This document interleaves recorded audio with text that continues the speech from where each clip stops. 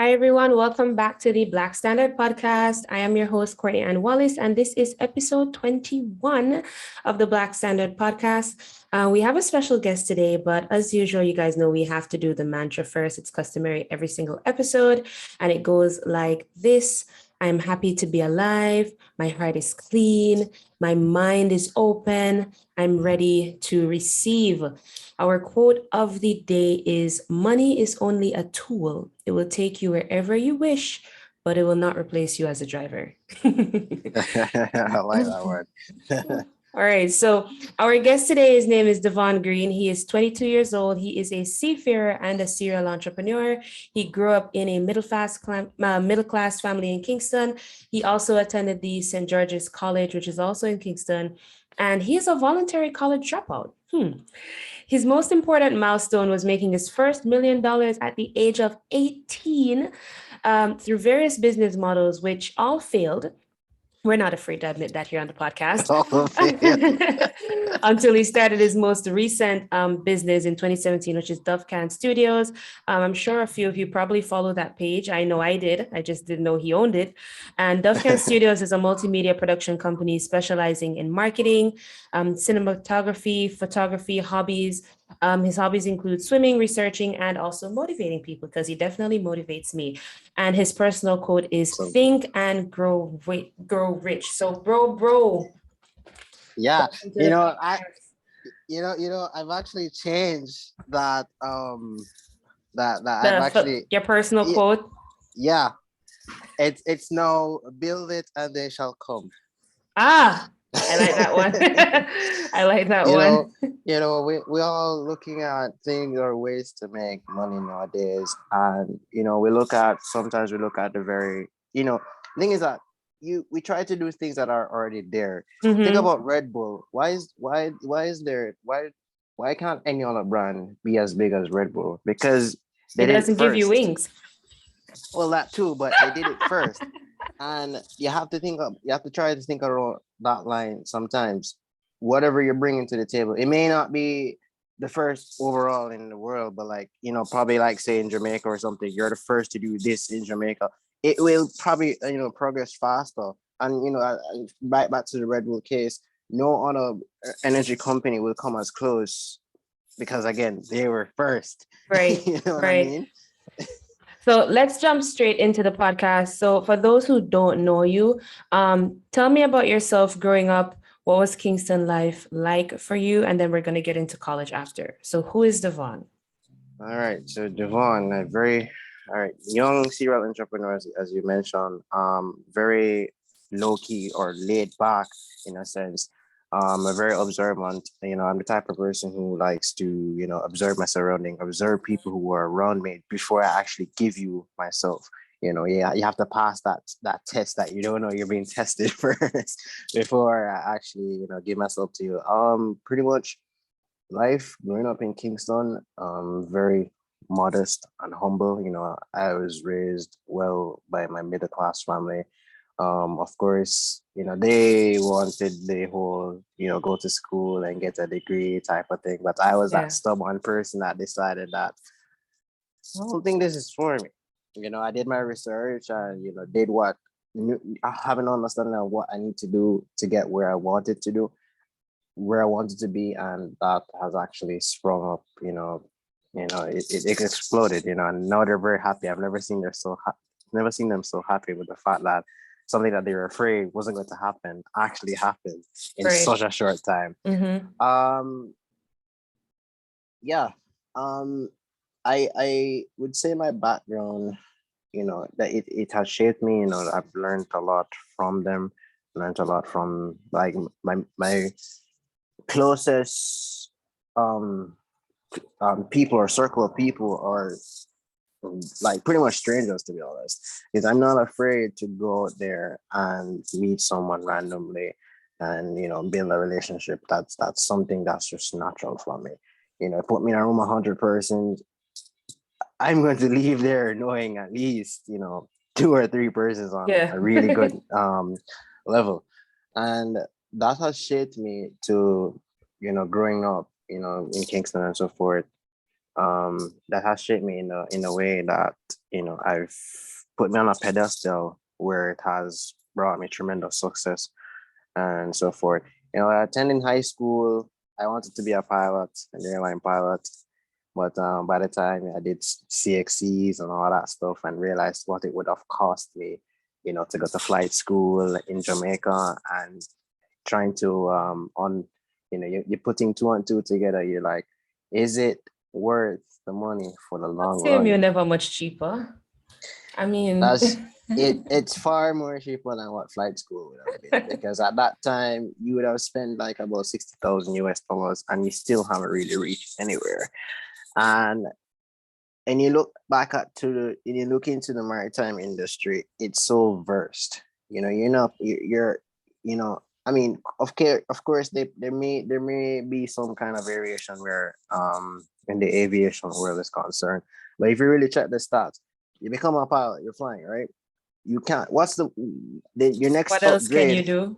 is become a captain. Yeah, that's facts. So I mean, random question. This is actually not on the script, but if you actually dropped out of college, how are you still in how are you still a seafarer? How are you still in the industry if you dropped out of college? Because to my knowledge, you have to be licensed and you have to pass your exams and stuff like that. So I'm just kind of curious as to how you're still here if you hadn't completed that course. All right. So depending on the route that you take, but generally, contrary to belief, you don't need a degree. They don't care about that degree. Yeah, I know that. And to get your license, you don't need a degree to get your license. You need sea time. Don't you need a able-bodied man license? No? Or you're gonna get that without sea time. Okay, got it. So you do your sea time, and then you come back and you do courses that would give you your license. So it's a mixture of your sea time and class time. So in my case, because I've went that unique route of yachts, it's still the maritime industry. I mean, sometimes I kind of question it. What's so different? Because what you will learn as a person doing, as a person navigating on a ship, is no different from what I would learn in the classroom for yachts, because it's the same program structure. So if I take an STCW class, it's the same STCW class you're gonna take if you're working on a ship. So why bust my brain? Yeah. So describe college with one word. One word is not enough. Okay. Describe college with a sentence, because I mean, on this podcast, of course, I'm open to like diversity and stuff. And while I openly admit that there are some things that, yes, college is necessary, some would say that being an entrepreneur is not really necessary. For me, I don't regret going to college because the whole ethics of going to college has shaped who I am, being disciplined, managing my time, stuff like that. So where you're concerned, I just wanted you to rate the entire experience with one word or a sentence, if you could. Do it only if you need to. Yeah. Point blank. You want to become a doctor? Do it. Want to become a lawyer? Do it. But if you're trying to work in an industry that is unique and is dependent on your time, your experience, in which is most important, and then you come back, you do a few courses, and then you get certified for it, then why do you need college for again? Right. I think the issue is that we don't take the time to do our research. We dive right into it, and then we get a surprise, and they're like, no, but this is not for me. Point on case with my career field, I would recommend that you try to get some kind of experience on the water. Feel on water, feel on a boat. Rock 2 times. Get like a seasick, because you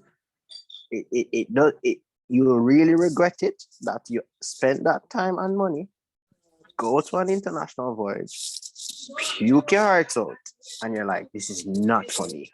Yeah. What are you going to do at that point? Because you have to remember, you're doing a specialized course. Where are you going to work on land with that degree?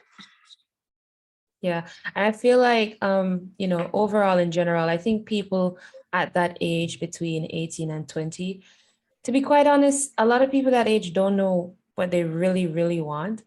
They're probably passionate about a particular topic, and so they choose to pursue it as a degree, but I don't think they really know what they want. For me, I always knew I wanted to be an entrepreneur. At the time, it would have been an entrepreneur in the logistics space. Mm-hmm. However, I think I kind of took what I learned in logistics and poured some of that into some of the things that I'm doing now.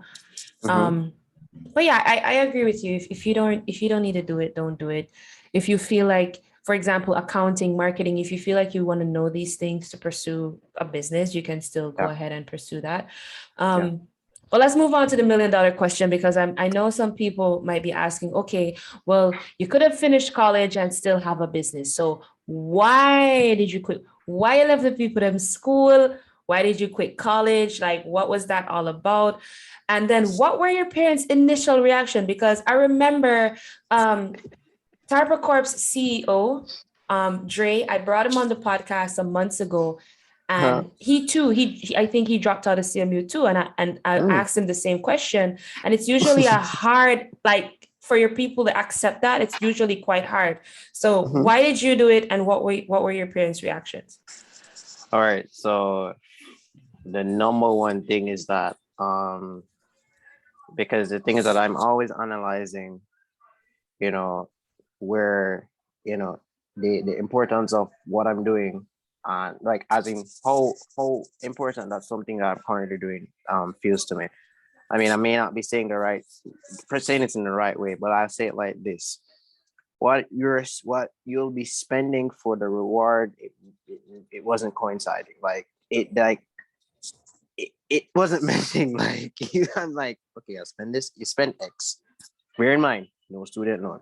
You're spending Mhm, X, you get a degree. Also, I had a very large group. So I guess I need to explain it in a perspective so persons can understand. Right? So how it works, in a sense, you have two departments. You have deck, you have engineers. And when they send students to get their experience is, probably like two persons at a time. One person from the deck, one person from the engineers, which means that's probably two persons for a ship. Cool. mhm. Your group had about probably 80 or more persons. So that means you need like what, 40 ships. They didn't have 40 ships. And each rotation is like about 6 months. So how long before? How long And before? that's just to get employment. That doesn't really count promotions or That's just your doing cadetship. doing overtime if you want to. I understand. Totally get That's your it. cadetship. So that's not even being an officer as yet. And I said, no, that's the first red flag for me. I mean, we saw, and I felt like at that point I'm going to have to start being competitive. I'm going to have to start competing with my peers. And then if you're at the moment you have to start competing with people, you're going to start want to put people on the bus. Or people are going to want to put you on the bus just to ensure that their opportunity is secured. I wasn't going to do that. I have no time for that. So that was one of the factors. Secondly, it was tying into business. The time would that would require me to put into business and have business functioning as it should.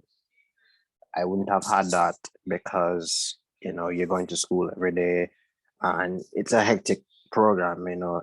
You don't necessarily have any quote unquote free time. Yeah. You know what I mean? It's always study, study, study, study, study, or drills, drills, drills, drills, drills, and physical training and stuff like that. So it was, mentally driven. So I'm laughing Mentally because I driven. remember I remember seeing you guys doing push-ups in the middle of the sun on the hot asphalt. And honestly, I don't think 50% of that was needed for the course. I feel like it was just to satisfy somebody's ego, but we It won't was. talk about that today. We will not talk about that today. It All right, was. so But your parents' reaction.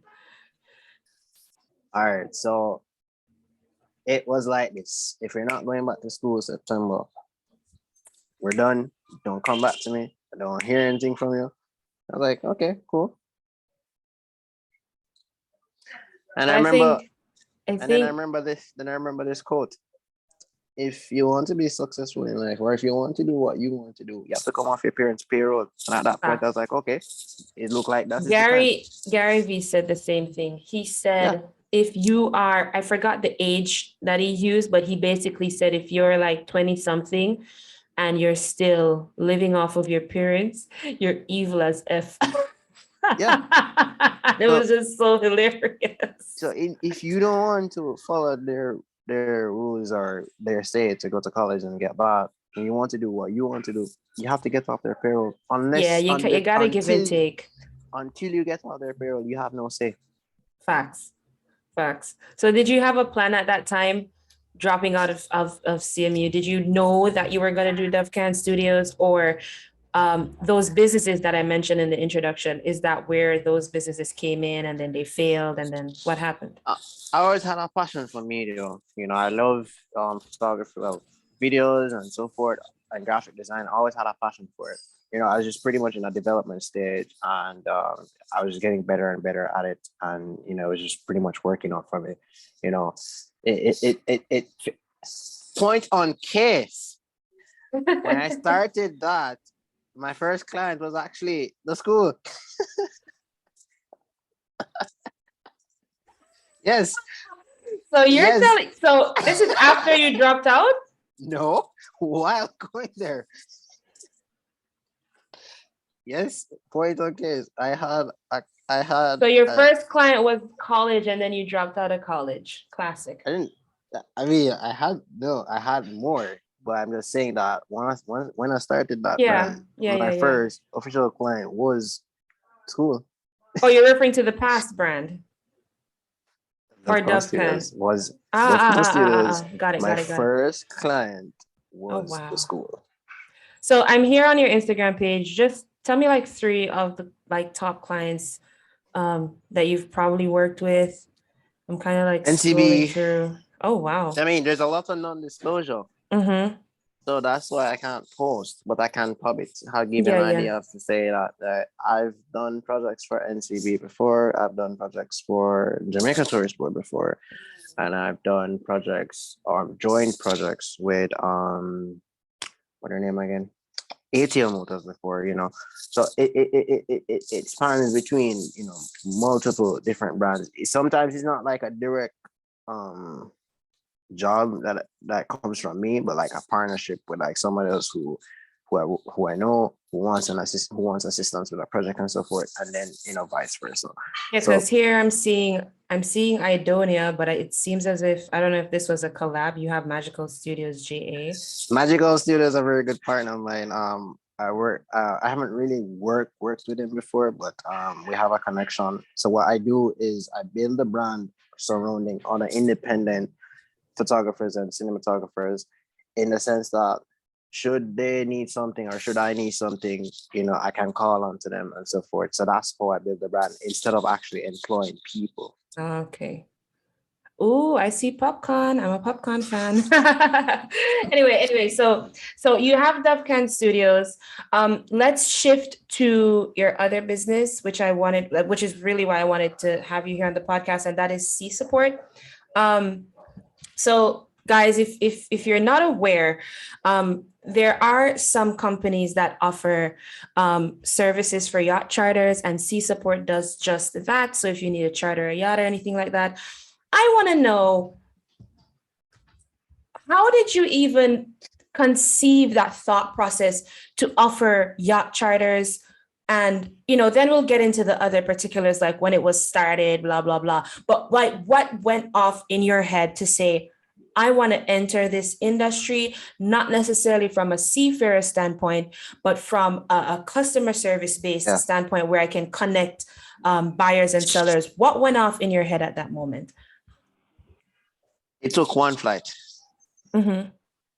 And I remember an interview with Popcorn saying that he wish he could fly every get a youth out so that they can see the world. And that's what I did for myself.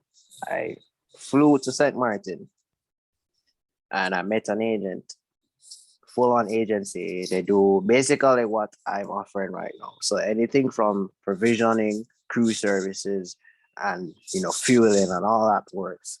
And I'm like, oh, I can start something similar in Jamaica. And from there, doing my research and understanding how this really works and knowing that this is one of the most important things to a yacht or yachts in general, because they need someone who's on like a shore assistant that can provide them with whatever they need whenever they need it on time for the guest purposes and the owner's purposes. I was like, well, I can do this in Jamaica. Right. Wow. So, doing that it opened my horizon, and I said, you know what? Their name is actually Shore Support. And I said, I like that name. Well, how can I put it a twist to not sound like them? And I started Sea Support. So I want to know, apart from the yacht charters, tell the listeners what are some of the other services that you offer? Because in your bio, you have maritime agents, docks, provisions, fuel, crewing, pilotage, and yacht charters. So, All right. So, all right, let's start with crew services. So crew services, what we do is crew development in terms of like, we can assist you with your documents. We can, if you need information as to where you need to go to get to documents, or how you need to go about getting your documents, like your CMA's discharge book, and your courses and so forth like that, where you can do certain courses if you're not like trying to transition into like the traditional ships and so forth. So if you want to go to the yachting route, we can assist you as to how and where you can go to do whatever courses. Doesn't matter what position. You can be a chef, you can be a steward, you can be on the deck or the engine team. I can, give you information as to where you need to go and who you can talk to. Like I have, and so forth. Also, we do resume development. So, which is a very important thing that people really underestimate. Long gone are the times that black and white resume thing, especially in my industry, that does not work. You will get ignored. You will not get any email responses, and you will not get any calls. Because to them, they're like, who's this guy? He's just not, giving, any effort. He's not trying to, sell himself. I mean, even if you have all the right credentials, they're not going to see it, because think about it. If 100 black and white looking resumes in a pile, and there's one colorful looking thing in that pile, you don't think you're gonna get the attention of the employers? Yes. And I try to explain it to people that, listen, you have to put effort into the resume, because it's your first hand. it's your first step in the door, your first impression. In the door and your first impression. Even if what you put on there is not true, you're on their radar, and that's what you want to try to get. At least try to get on their radar, because that is what is going to set you apart from everybody else. And then there's fuel. So if a vessel requires fuel wherever they are, well, not necessarily wherever they are, in terms of like if it's in Jamaica, it can be a ship, it can be we have built our network through the various different companies and people who have worked with, just through, just working in the harbor and so forth, so that we know who we can go to in terms of, or who we can speak with in terms of like if a vessel needs fuel or a boat needs fuel and so forth, and, try to get them the best rates and so forth. And then there's pilotage.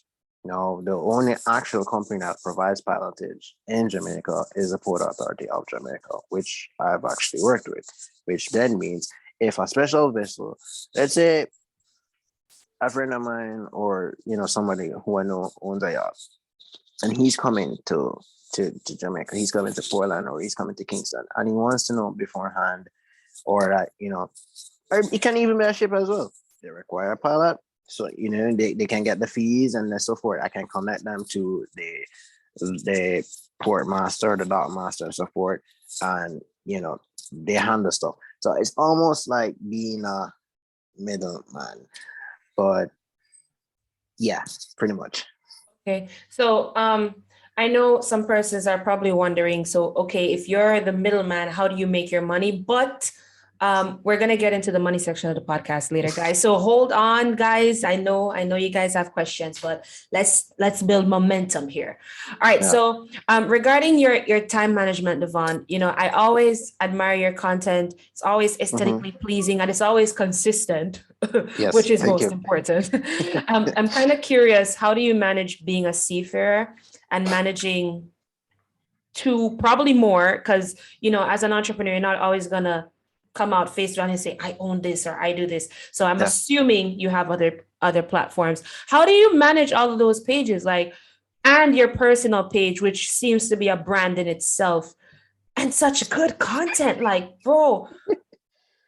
All right. So every night before I go to bed, I have a schedule for the next day.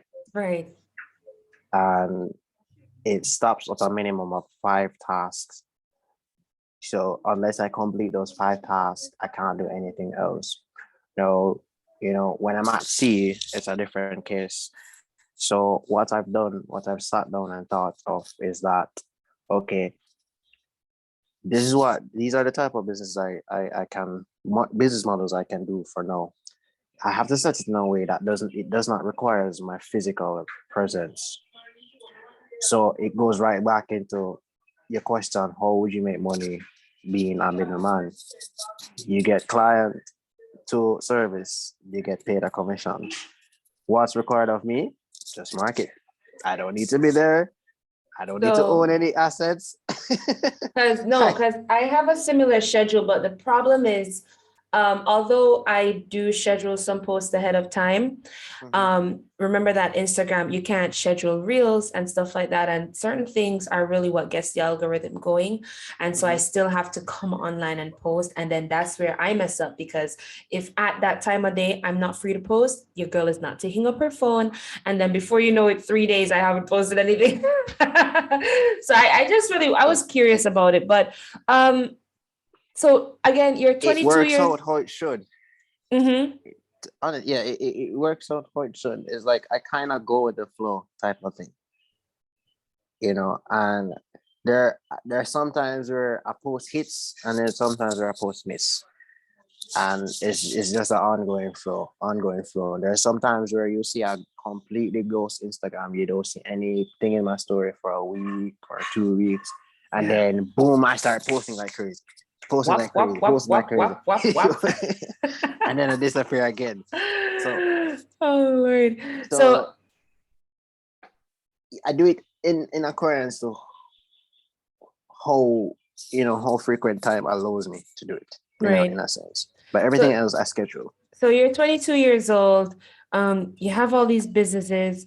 Obviously, the social media platforms are doing well. It has a lot of followers. It has a lot of engagement.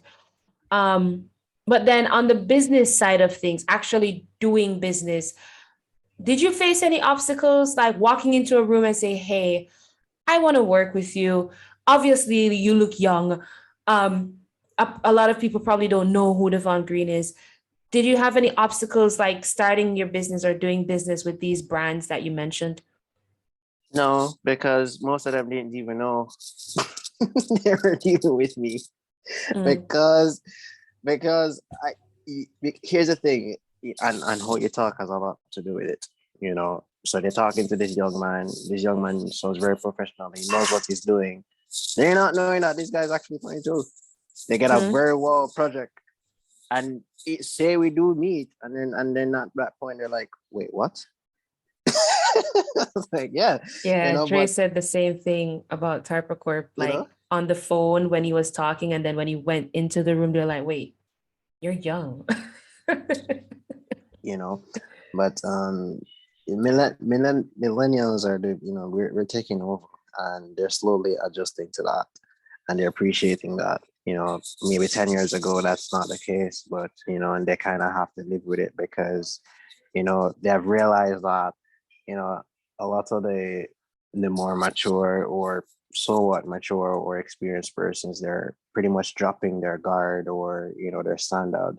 So you need more people that are enthusiastic about getting stuff done, and they appreciate that. But for the most part, they don't know they're actually dealing with me. I've had lots of clients, even up to recently. I was designing a resume for someone who went to Maritime, and they didn't know it was me, even though I straightforwardly said my name. But I'm telling you, bro, I was following Dufcan long before I followed you. I'm telling you, because I think, I'm not sure. When I was doing Natcam Beauty's logo, I think I was kind of browsing around for businesses, and I think somebody sent me your page. I didn't use you because I realized it was more of a like a at the time I think it was just photography and stuff, but I don't know, I wanted something simple. But I know I followed you long before I followed your personal page. Right. And it's the same thing with my business too. Nakem Beauty has 4,500 followers, and my personal page has 2,000 something. And there's a lot of people that don't know I'm the owner.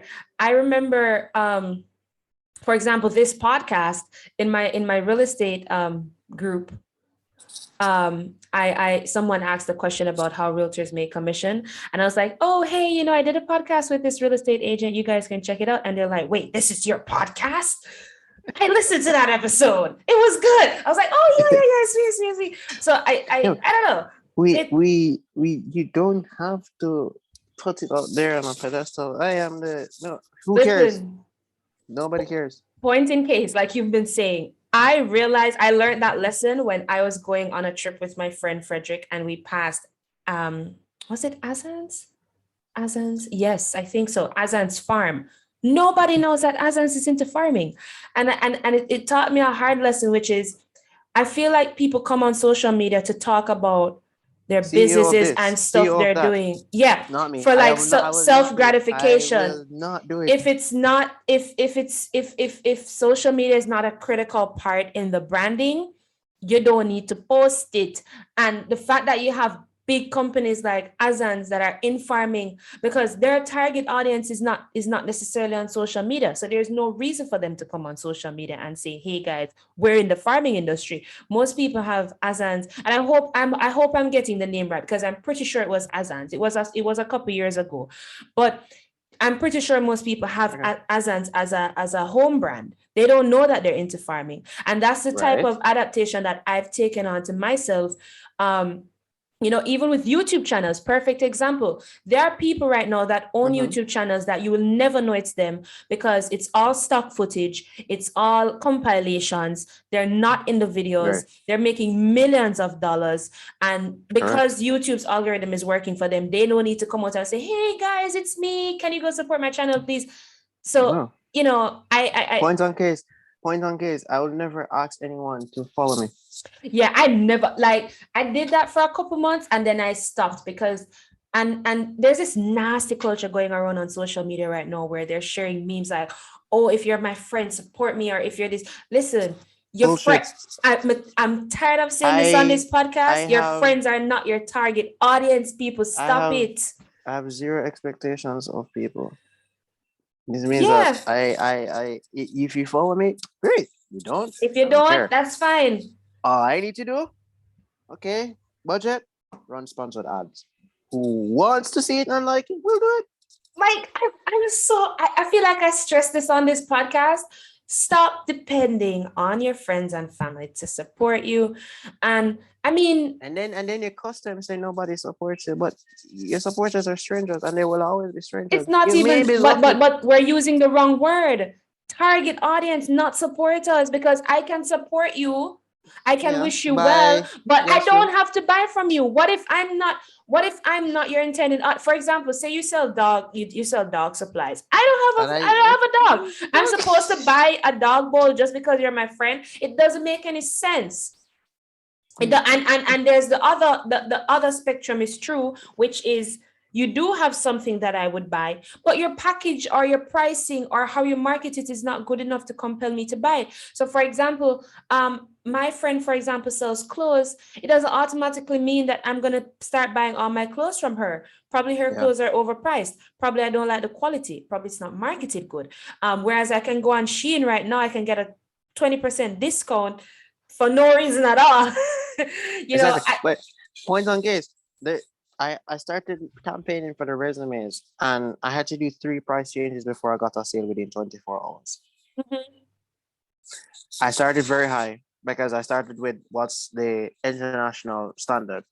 Nobody give a shit. I took it down a notch. Everyone was still saying it's too expensive. That's all right. I took off $1,500. Got the first sale within 24 hours. I don't know. I don't know. But not many persons think like that. They're gonna like, this is my price, this is what I want, you can't buy it, blah blah blah. Or, don't waste my time. And no. Listen, Yeah. I always relate it to having a 9 to 5. If you don't depend on your friends and family to help you get a promotion, don't depend on them to support your business. It's the same concept.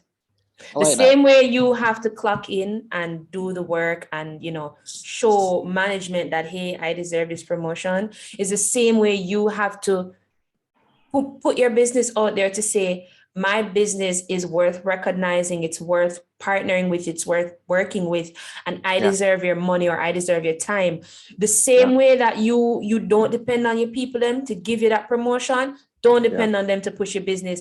I'm not saying a simple repost won't help sometimes, yes, but stop putting people on spot when they don't do it. I really don't like it, and I feel like it's time that as an entrepreneur we realize what we're getting ourselves into. It's not glamorous. You actually have to do the work. You actually have to invest in your business and a lot of other stuff. But speaking of as you said, invest. How many of them would probably say they have invested enough into the marketing their business? Yeah. Versus than sitting on and waiting for persons to repost. If I check my if I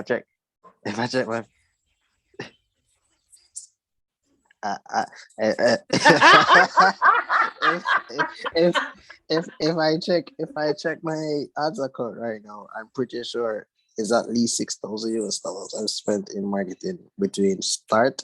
I mean, and it's between failed businesses and businesses that actually have started making money. So they want to use influencers. Can I say something on that? Yes. Can I say something about influencers? People, guys, we're not bashing. We're not, guys, we're not bashing. Let me just give this disclaimer. We're not bashing any influencers on this podcast. There are some cases where using an influencer is very much necessary. However, state your point, Devon. The influencer must be in line with your brand.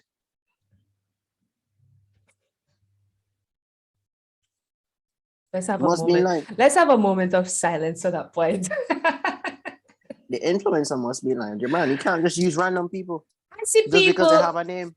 I see people out here with I don't know, damn near clear baby smooth skin, and you're paying them to promote your skincare brand. Like, we been knew this person's skin was clear. I want to see somebody who we know they have issues with acne. They use your product and it made them face look better. Like, just some simple stuff. Like, for example, I'll give you a scenario.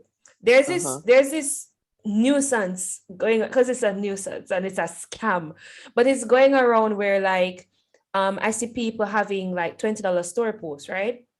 And just to reiterate Devon's point that they don't care, they don't even take the time out to post your business in the right way that persons will actually be gravitated towards it. For example, if they're having story post Wednesdays, they're posting you and 30 other businesses the same day. You think I'm going to sit there and scroll through 30 of your stories? By the time I reach story number 5, I'm going to click off. You get me? Or I'm just going to do that thing where we just skip, and then we move on to the next person's story. You have to think about engagement. A lot of you guys are wasting your money on influencers. You have persons that do surgery and you're sending them your fitness products. Everybody knows of them the surgery, but here you are paying them $20 to advertise your fitness products. It don't make any sense. You get me? Run ads. Meanwhile, they can pay a $15 ad on Instagram. 30,000 people seeing your post. Guys, do your research. It's really that simple.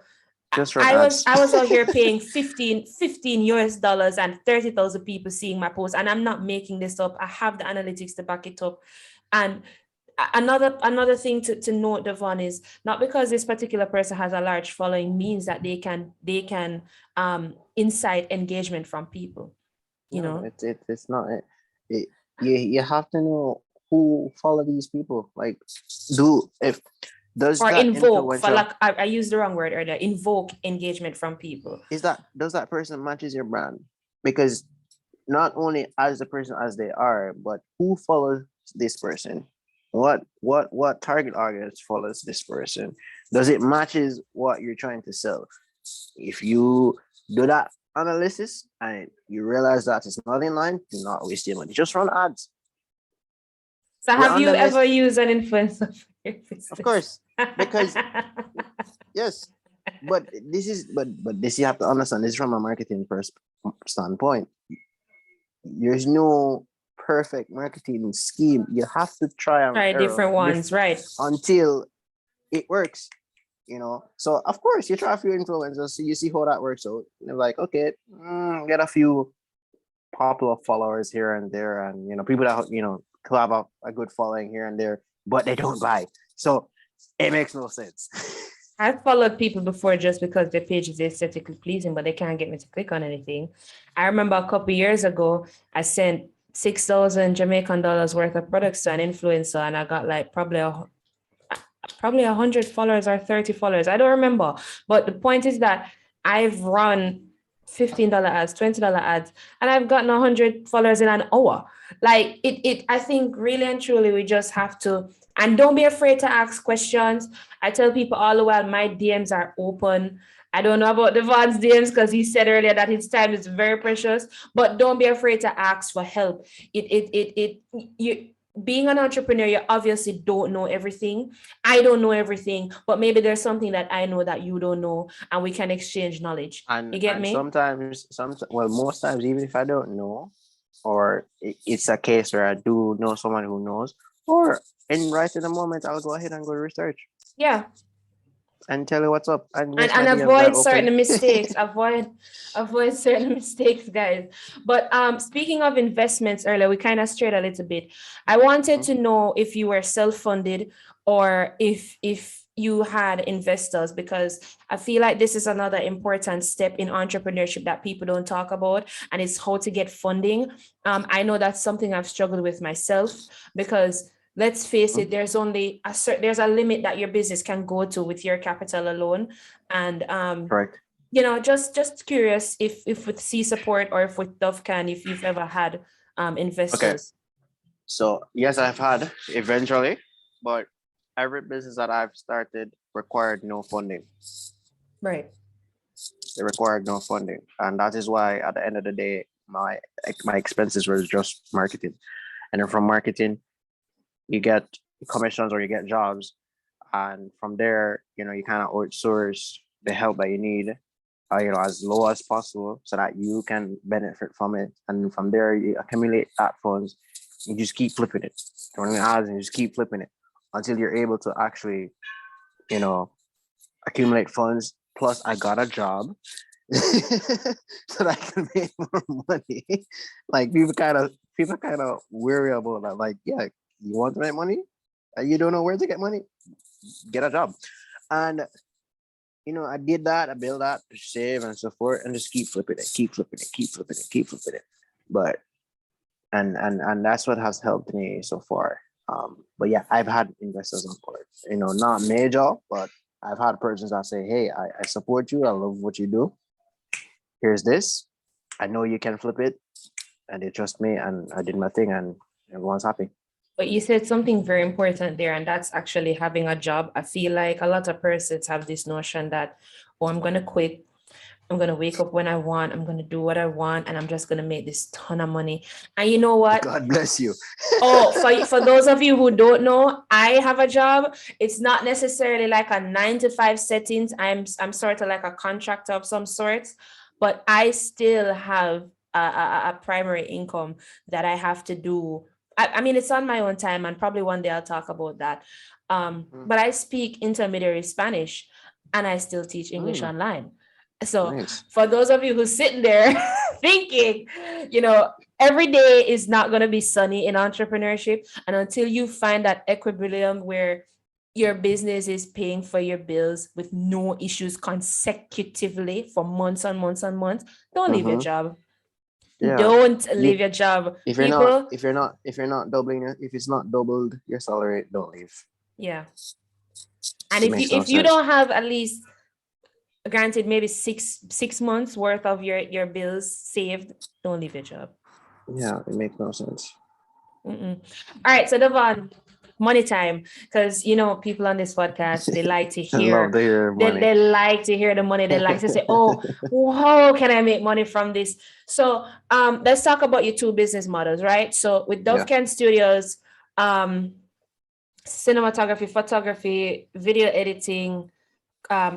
Help me out if I'm missing anything here. Graphic designing. Am I missing anything?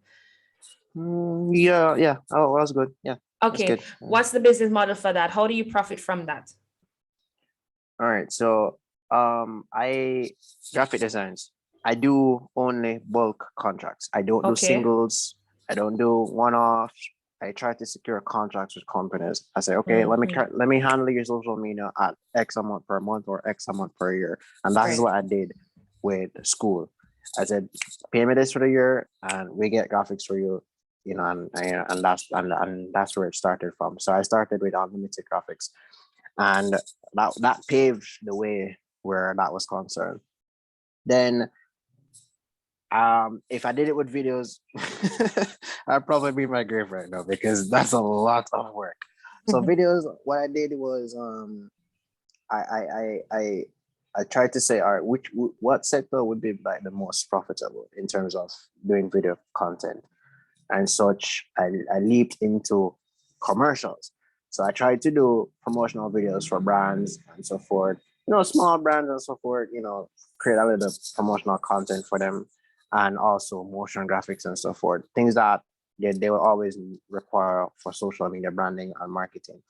Um, and then I did music videos as well, which is, it's profitable in a sense. And these are things that are Every day, self-taught, right? pretty much. All right. I just You wanted to put that out there because people think that, there's this big ass barrier to certain stuff, but continue. you get a camera, you film, you edit, Get your put out iPhone, use content. it. Like people need to stop underestimating and believe that you need to get this 15,000, $10,000 equipment. My point on case, and a lot of people think that is the thing that I use an actual camera to do what I do on my page. No, my iPhone does the trick. It's just that I've spent the time to understand color grading, so I know how to blend colors and so forth. So when you see it, it pops. But it's really my phone doing all of that stuff. I mean, of course, not the drone shots, but for the most part, those pictures that you see on my page, it's all my iPhone. Yeah. Yeah, there's no $10,000 camera, $15,000 camera. Like who has time and well, I mean, money granted, to I plan waste on on actually that? getting a camera sometime this year, but a lot of people don't know that every flyer, every YouTube video, every single piece of graphic that has come out on any of my platforms is by my phone. All right, so let's talk about C support. Oh no, actually, you didn't mention the figure. Broski. All right, so music videos, I would typically charge anywhere between 50 to 100,000, and For that's one video. just and that's just to actually film and edit, and then conditions apply when we go into something more large scale, into location, um, you know, any additional props, lighting, um, and all And the how aesthetics that you many need. hours of work would that take you? Because I want them to kind of compare the money being made versus the time being used. All right, so like a very large project can take like about 8 hours if really Okay. planned and structured. It can take about 8 hours, and then something smaller can take about 4 hours. And like I said, these are base prices because there are Mhm. projects that span anywhere between half a million to over $1 million. And Right. a lot of persons, like when you charge a client a figure, they believe that, what, I'm not paying you $1 million of this, thinking that you're getting all of that, not knowing that based on the idea that you have presented and what we're going to have to cover, it's going to cost that much. And that it can demotivate a lot of us, just thinking that people not getting this, why, as to why we charge this, and they don't think that we should charge this and so forth. So it can demotivate you. So what you need to do from there, so is find a niche market to serve. We can find a niche market that it's not everybody indulging, but at the same time they actually need these sort of stuff easily. It's just like, because let's say I created content for boats, I could make 2 times, even triple my salary, just by creating content for that niche market, because it's so small, it's so unique, and you know, if you know what I mean. So sometimes we try to be like in the general population of stuff, offering the same service like many other persons. Sometimes you just have to find a niche market. Suppose you get up and say, all right, you know what, I only doing photos for just the medical field, or I'm just doing photos just for sports, or I'm gonna just do sports photos, because I have persons in my circle, like photographers and videographers that only does weddings, period. Oh yeah, I have a couple of friends that do that. I have a couple of Right. friends that do that. So sometimes you just have to actually find a niche market that you stick to. For me, I was trying a little bit of everything until I realized that, listen, commercials is probably the best way. I think that's where I can be a little bit more flexible. Right. Let's jump into seat support then. So you mentioned different services with seat support. Mm-hmm. Just give like an estimate figure or the potential earning of someone who would actually do something like that, so that people can kind of understand. All right. So if one charter vessel, one boat, can pay you an equivalent commission on about $500, that's just one charter. Mm-hmm. So you just have to set a goal in terms of how many charters you want from a specific boat or the boat overall within a time period. And then you can actually figure out your actual earnings, and then you market around that, to be honest. So if I decide that, all right, I want to make $100,000 this month from a specific boat, you just put that boat out there, you market, and until you have actually landed a charter, because you don't get paid until the charter is completed, because the guest has to be happy, everything has to go smooth. So that's the only risk, really. So question, so for persons that I see that have like to a lesser extent chartering services similar to yours, where they do like loose cannon tours and stuff, but not loose cannon tours, I'm referring to somebody else, but I know for a fact they don't own that yacht. Are you saying that just by connecting the persons that want to probably have a party with the person that owns the yacht, they just collect their commission and they move on? That's it. You don't own the boat. You just your job is just to make it happen. But then how do you maintain the relationship moving forward? Because if I'm a client, I realize that you're the middleman. What's going to stop me from booking with the owner the next time instead of consulting you? That's fine. As in, it's always possible that they can go directly to the boat owners themselves, and that's totally fine. Or persons that do like trip bookings, travel stuff. I always wonder, like, it's just, obviously it's a similar model. They're the middleman and they book on behalf and they collect their commission. But I always wondered, like, what's the contingency plan to maintain that? You just have to be loud. You just have to be louder. And how to be louder, you just have to market more. So in a sense, you kind of have to outmarket than the actual mother company, so that you're in the eyes of people, so that they see you first. Right. And that's pretty much what I do. So hence why marketing is the bulk of my expense. Okay. So guys, hopefully you guys understood all of that was said here. Honestly, Devon, I try to bring diversification on the podcast because I want people to see that right now you have several niches that can potentially make you millions of dollars. It really doesn't take anything. I feel like you just have to kind of see the loophole into certain things. So for example, you being a seafarer, but you saw that loophole into offering charter services instead of having this narrow mindset to say, oh, I'm going to go to school, I'm going to work on a ship. And you even mentioned chefs and other additional persons on the ship that's not necessarily a captain. Like there's just so many other stuff out there, or where I mentioned having incognito YouTube channels. You have persons out there with 6, 7, 8 channels, and this is facts. There's a young man right now, I think he's 19 years old. He has like 7 channels and probably two of them And only have his face. It's ridiculous. and my page 876 Seafarer is about to launch the clothing brand. Yes, I did see that yesterday. I did see that. I was So saving that for so last. Yes. So so that's we're going to so be we're going additional so streams we're of going income. so we're going into drop shipping. Oh, yes. long, Yes, long yes, yes. awaited. Long Well, in that awaited. case, you have to come back on the podcast and we do a specific episode on that. But Okay. I thank you so much for taking the time out to come on the Definitely. podcast today. One last question. If you Yeah. had to give a piece of advice to your younger self or to somebody younger than you right now, what would it be? Probably in just 2 sentences. Don't stop researching. Don't stop researching. Like make Google your best friend. Get up every And day YouTube, make YouTube your best friend. and don't wait for people to give you like handouts.